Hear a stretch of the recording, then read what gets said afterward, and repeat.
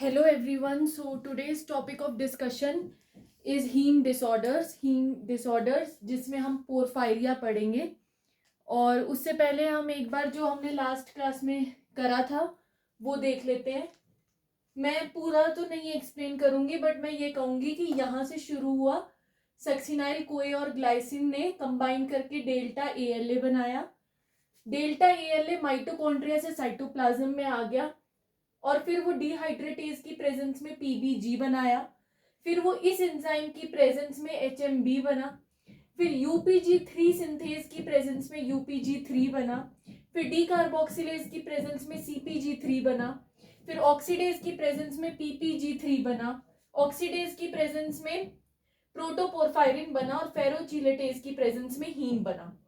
तो ये 1 2 3 4 these four enzymes are mitochondrial and 1 2 3 4 these four enzymes are cytoplasmic.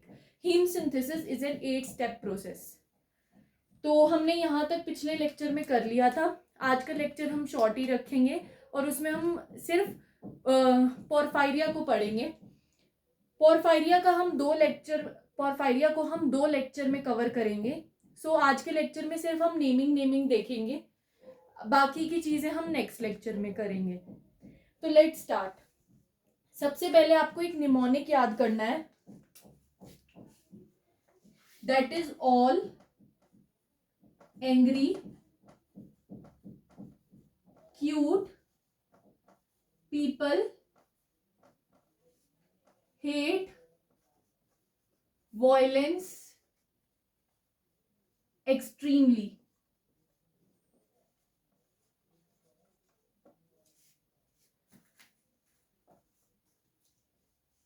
ये this is the mnemonic. इस mnemonic में कैसे है? AACPHVE.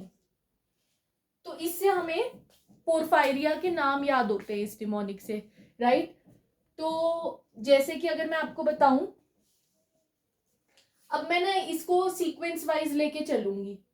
इस एंजाइम को एक बार हम भूल जाते हैं, इस एंजाइम से शुरू करते हैं, ठीक है? अगर इस एंजाइम में डिफेक्ट है, डिफेक्ट का मैं ये सिंबल बना रही हूं तो आप समझ जाइएगा. अगर इस एंजाइम में डिफेक्ट है तो कौन सी डिजीज होगी, कौन सा पोरफायरिया होगा? That is ALA dehydratase defective porphyria. अभी हम फर्स्ट वाले एंजाइम को कंसीडर नहीं कर रहे, हम सेकेंड एंजाइम से शुरू कर रहे हैं, ठीक है? ALA डिहाइड्रेटेज डिफेक्टिव पोरफायरिया, इसको हम क्या भी कहते हैं? इसी पोरफायरिया का दूसरा नाम है प्लम्बो पोरफायरिया या फिर डॉस पोरफायरिया. तो आपको कोई भी नाम आ सकता है पेपर में, आपको पता होना चाहिए कि ALA डिहाइड्रेटेज डिफेक्टिव पोरफायरिया का नाम क्या है, प्लम्बो या डॉस पोरफायरिया. नाउ अब जैसे हमारा एक ए तो कंप्लीट हो गया, अब दूसरे ए से क्या आएगा? दूसरा ए में क्या आएगा? एक्यूट, यानी कि ए से क्या आएगा? Acute intermittent porphyria. और ये किसकी डिफेक्ट की वजह से होगा? इस एंजाइम के डिफेक्ट की वजह से. हम सीक्वेंस में ही चलेंगे, जैसे पहले इसका देखा फिर इसका देखेंगे. ये जो निमोनिक है ये सीक्वेंस में ही बन रखा है, तो आपको ये याद करना है स्टेप्स सारे हीम सिंथेसिस के, फिर निमोनिक याद करना है, फिर एक एक एंजाइम को उठाते जाना है, यहां से AACPHVE लेते जाना है और पोरफायरिया का नाम बनाते जाना है, ठीक है? जैसे इस वाले ए से क्या हुआ? Acute intermittent porphyria, right? Now next is congenital erythropoietic porphyria. Congenital erythropoietic porphyria, C से क्या है? Congenital erythropoietic porphyria. तो वो किसकी डेफिशिएंसी डिफेक्ट की वजह से होगा? इस एंजाइम के डिफेक्ट की वजह से. क्या होगा? Congenital erythropoietic पोरफायरिया। ठीक है, इस एंजाइम में डिफेक्ट की वजह से। अगर डी कार्बोक्सिलेज में डिफेक्ट हो जाए तो हमने ए सी पढ़ लिया, अब हम पी से क्या कहेंगे? पी से कौन से एंजाइम कहेंगे जब डी कार्बोक्सिलेज में डिफेक्ट होगा? तो पोरफायरिया क्यूटेनिया टार्डा।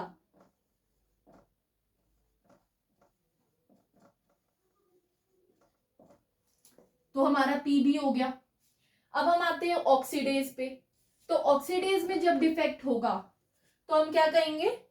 एच फॉर, जब हमारा ऑक्सीडेज में डिफेक्ट होगा तो हम क्या कहेंगे? H for hereditary coproporphyria. इस वाले ऑक्सीडेज में जब डिफेक्ट होगा तो उसको हम कहेंगे हेरिडिटरी कोप्रो पोरफायरिया, राइट। और जब इस वाले ऑक्सीडेज में डिफेक्ट होगा तो क्या कहेंगे? V for variegate पोरफायरिया।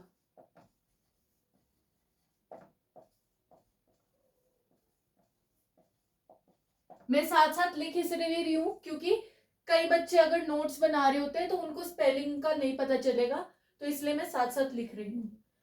अब ई से क्या कहते हैं? ई से होता है एरिथ्रोपोइटिक प्रोटोपोरफायरिया। दैट मीन्स कि अगर हमारा फेरोचिलेटेज में डिफेक्ट है तो वो क्या होगा? एरिथ्रोपोइटिक प्रोटोपोरफायरिया होगा। अगर इसमें डिफेक्ट है तो क्या होगा? एरिथ्रोपोइटिक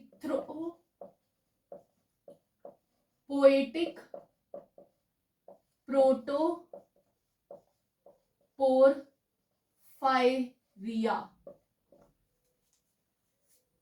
ठीक है, तो अब हम एक बार देख लेते हैं। इसको हमने अभी कंसीडर नहीं किया, यहां से हमने शुरू किया। निमोनिक था, all angry cute people hate violence extremely. तो ए से क्या आएगा? एएलए डिहाइड्रेटेज डिफेक्टिव पोरफायरिया, जिसको हम प्लम्बो या डॉस पोरफायरिया भी कहते हैं। देन अगर इस एंजाइम में डिफेक्ट होगा, राइट, तो उसको क्या कहेंगे? Acute intermittent porphyria. इस एंजाइम में डिफेक्ट होगा तो क्या कहेंगे? Congenital erythropoietic porphyria. अगर इस एंजाइम में डिफेक्ट होगा तो क्या कहेंगे? Porphyria cutanea tarda. इसमें होगा तो क्या कहेंगे? Hereditary coproporphyria. इसमें होगा तो क्या कहेंगे? वेरीगेट पोरफायरिया। और इसमें होगा तो क्या कहेंगे? एरिथ्रोपोइटिक प्रोटोपोरफायरिया। तो ये तो हमने याद कर लिया। अब हमारा नेक्स्ट काम है याद करना, दैट इज जो कॉन्जेनाइटल एरिथ्रोपोइटिक पोरफायरिया है, जो कॉन्जेनाइटल एरिथ्रोपोइटिक पोरफायरिया है, that is this enzyme defect. उसको हम गुंथर्स डिजीज भी कहते हैं।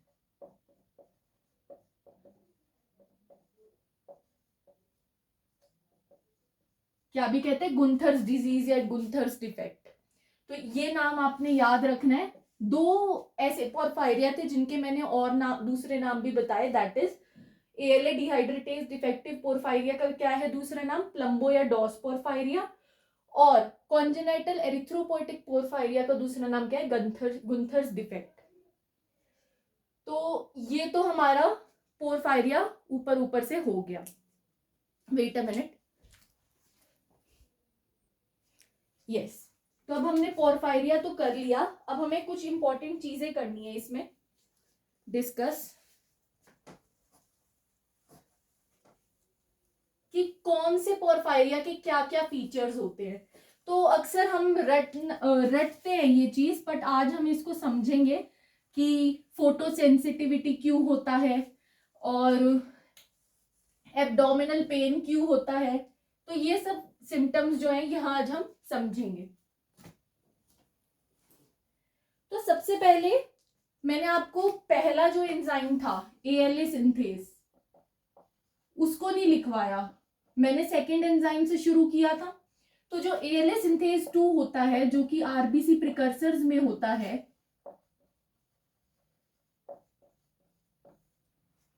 अगर वो डिफेक्टिव हो तो हमें क्या होता है? प्रॉब्लम का नाम क्या है? X linked sideroblastic anaemia. क्या हो जाएगा? X linked sideroblastic anaemia. This is the defect of ALA synthase 2। ठीक है, तो पर ये मैंने उसमें क्यों नहीं लिखवाया? क्योंकि ये पोरफायरिया नहीं है। पोरफायरिया क्यों नहीं है? पोरफायरिया हम उनको कहते हैं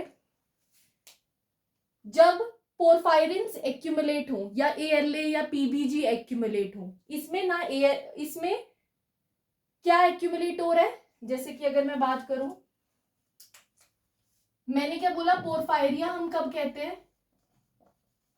जब या तो ALA एक्यूमुलेट हो रहा हो या PBG एक्यूमुलेट हो रहा हो या फिर कोई पोरफायरिन एक्यूमुलेट हो रहा हो। बट जब हम ALA सिंथेज 2 की बात करते हैं तो सक्सिनाइल CoA प्लस ग्लाइसिन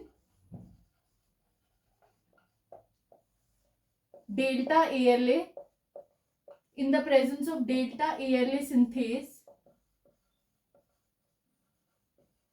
2 ये हो रहा है।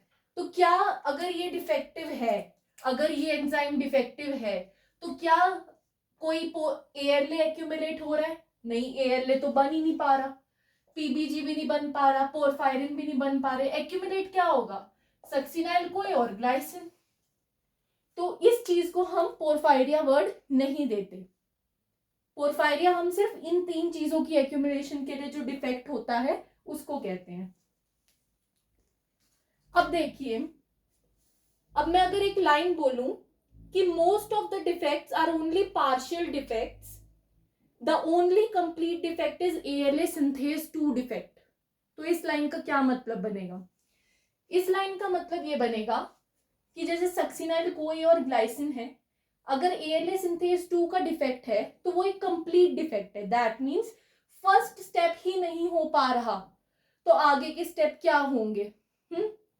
बट अगर हम और पोरफायरिया की बात करें, दूसरे डिजीजेस की बात करें जो लेटर इन द साइकिल होंगी, उनमें क्या है कि जैसे अगर मैं बात करूं, डेल्टा ALA के बाद क्या बनता है? PBG। फिर क्या बनता है? डेल्टा ALA हो गया, फिर क्या बनेगा? PBG, फिर क्या बनेगा? HMB। ठीक है, तो यहां पे डिहाइड्रेटेज था, यहां पे क्या था? यहां पे था HMB सिंथेज।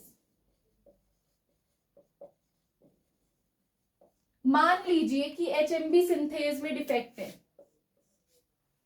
ठीक है, तो व्हाट विल एक्यूमुलेट?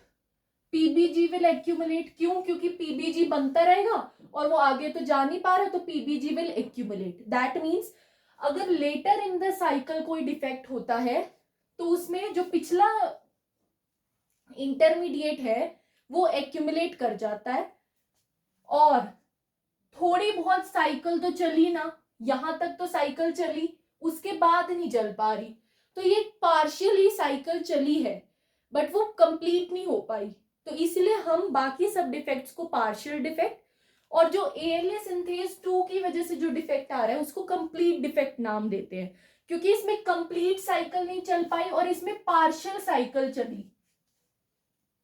ठीक है, तो इसीलिए हमने ये लाइन बोली। तो अगर ये लाइन कभी एज इट इज आ जाए असर्शन रीजन में, तो इसको आपने ट्रू करना है। अब नेक्स्ट चीज जो हमें पता होनी चाहिए वो क्या है? वो एक फैक्ट है कि जो एक्स लिंक्ड सिडरोप्लास्टिक अनीमिया होता है, जो एक्स लिंक्ड सिडरोप्लास्टिक अनीमिया होता है, सिर्फ वही एक ऐसी डिजीज है, वही एक ऐसा हीम मेटाबॉलिज्म डिसऑर्डर है जिसमें अनीमिया वर्ड है। X linked sideroblastic anaemia, that means इसमें अनीमिया होगा। और ये हो क्यों रहा था? ALA सिंथेज 2 की डिफेक्ट की वजह से। पर जो बाकी सब डिसऑर्डर्स हैं जो मैंने अभी इतनी लिस्ट पढ़ाई, उनमें किसी में भी अनीमिया नहीं होता। किसी में भी क्या नहीं होता? अनीमिया नहीं होता। ऐसा क्यों? ऐसा इसीलिए क्योंकि जो एक्स लिंक्ड सिड्रोब्लास्टिक अनीमिया है वो किसके डिफेक्ट की वजह से हो रहा है? एएलए सिंथेज 2 के डिफेक्ट की वजह से। एएलए सिंथेज 2 कहाँ होता है? आरबीसी प्रिकर्सर्स में। अगर आरबीसी प्रिकर्सर्स में मेन पाथवे जो हीम की सिंथेसिस के लिए चलता है, वो हीम क्यों बनाना चाह रहा है आरबीसी प्रिकर्सर? ताकि वो आरबीसी में हीम को इनकॉर्पोरेट कर सके। अगर आरबीसी में हीम इनकॉर्पोरेट नहीं होगा तो क्या होगा? अनीमिया होगा। बट जो बाकी सब डिसऑर्डर्स जो हमने पढ़े, उनमें जो डिफेक्टिव एंजाइम है, जिस एंजाइम में डिफेक्ट है, हमने पढ़ा कि हीम मेटाबॉलिज्म, हीम सिंथेसिस जो होता है वो 2 जगह हो सकता है, लिवर में और आरबीसीज में। तो बाकी जो डिफेक्ट्स है ना, उनमें जो एंजाइम डिफेक्टिव होता है वो जनरली कौन से वाला एंजाइम डिफेक्टिव होता है? लीवर वाला। आरबीसी वाला एंजाइम डिफेक्टिव नहीं होता जनरली। तो इसीलिए ये देखा गया है कि अगर लिवर वाला हीम डिफेक्टिव, लिवर में हीम सिंथेसिस नहीं हो पा रहा बट आरबीसीज में तो हो पा रहा है, तो आरबीसीज में तो हीम बन रहा है, तो हीम अनीमिया क्यों होगा? बट यहाँ तो आरबीसीज में ही हीम नहीं बन रहा, दैट्स द रीजन यहाँ अनीमिया हो रहा है। तो ये एक छोटा सा पॉइंट था जो आपको पता होना चाहिए। एंड नाउ अब हम एक चीज पढ़ेंगे, वेट अ मिनट,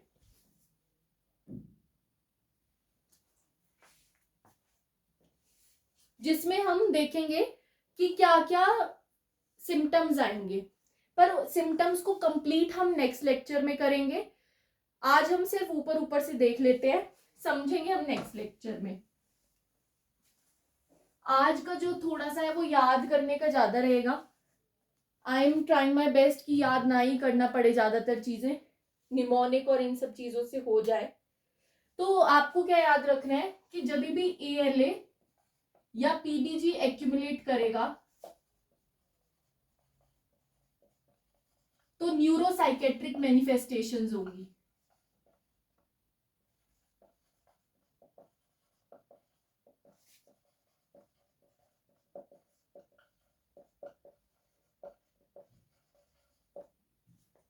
और जब कोई पोरफायरिन एक्यूमुलेट करेगा तो क्या होगी? Photo sensitivity. ठीक है। न्यूरोसाइकेट्रिक मैनिफेस्टेशन का क्या मतलब है यहाँ पे? जैसे कि आपको रिकरेंट एब्डोमिनल पेन होगी।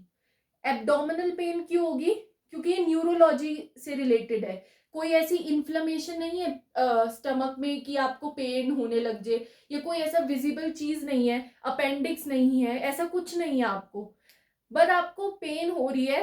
वो क्यों है? क्योंकि वो न्यूरोलॉजिकल पेन है। आप ठीक है, न्यूरोसाइकेट्रिक पेन है जो एब्डोमेन में हो रही है। तो इसीलिए न्यूरोसाइकेट्रिक मैनिफेस्टेशन में क्या आएगा? एक एब्डोमिनल पेन आएगा,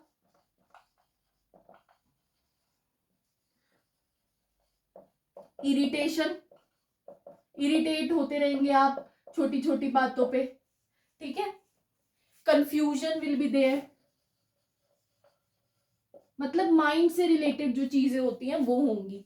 जैसे अगर मैं एक बात बोलूं तो पेरेस्थीसिया विल बी देयर। पेरेस्थीसिया क्या होता है? टिंगलिंग सेंसेशन होना, जैसे ऐसा लगता है कि पिन चुभ रहे हैं, उसको पेरेस्थीसिया कहते हैं। और जैसे अगर आप लेप्रोटमी करेंगे, लेप्रोटमी क्या होता है? अगर आपको लेट सपोज एक क्वेश्चन देते हैं कि there is a surgeon, a patient who has come to OPD because he was having abdominal pain and surgeon suggests to do surgery. When he did laparotomy, there was no visible sign of any disease. What will be the probable diagnosis? तो laparotomy क्या होता है? Abdomen को खोलना surgery के through. ठीक है। तो जब हम एब्डोमेन को खोलेंगे तो हमें कोई भी ऐसा कोई साइन नहीं मिलेगा जिससे हमें ये लगे कि एब्डोमिनल पेन इस चीज की वजह से हो रहा है। क्यों? क्योंकि वो पेन है किस चीज की वजह से? न्यूरोसाइकेट्रिक मैनिफेस्टेशन की वजह से। इस वजह से हमें कोई भी ऐसा विजिबल साइन नहीं दिख रहा कि ये पेन अपेंडिक्स की वजह से है या किसी और चीज की वजह से। क्यों? क्योंकि वो प्रॉब्लम ही दिमाग में है। तो हमें एब्डोमेन में क्या ही दिखेगा? कुछ भी नहीं दिखेगा। ठीक है। एंड नाउ तो आपने ये दो चीजें याद रखनी है। और जिन एंजाइम्स में, जिन एंजाइम्स की डिफेक्ट में ALA या PBG या पोरफायरिन, इन तीनों में से तीनों एक्यूमुलेट हो रहे हैं, या को जैसे ये और ये एक्यूमुलेट हो रहा है या फिर ये और ये एक्यूमुलेट हो रहा है, मतलब या तो ये और ये एक्यूमुलेट हो या ये दोनों एक्यूमुलेट हो। ठीक है। तो क्या होगा? तो क्या होते हैं? न्यूरोसाइकेट्रिक मैनिफेस्टेशंस प्लस फोटोसेंसिटिविटी दोनों होंगी। तो इतनी सी चीज हमें याद करनी है कि जब ALA या PBG एक्यूमुलेट होगा तो न्यूरोसाइकेट्रिक मैनिफेस्टेशंस होती हैं। जब पोरफायरिन एक्यूमुलेट होता है तो फोटोसेंसिटिविटी होती है, P फॉर P। ठीक है। एंड जब ये सारे एक्यूमुलेट हो जाए तो क्या होता है? दोनों हो जाते हैं, न्यूरोसाइकेट्रिक भी होती है और फोटोसेंसिटिविटी भी होती है। तो आज की क्लास में हमें इतना ही करना है। नेक्स्ट क्लास में पहले आप अच्छे से इसे याद कर लीजिए, तभी नेक्स्ट क्लास को देखिएगा तो आपको बहुत अच्छे से समझ आएगा नेक्स्ट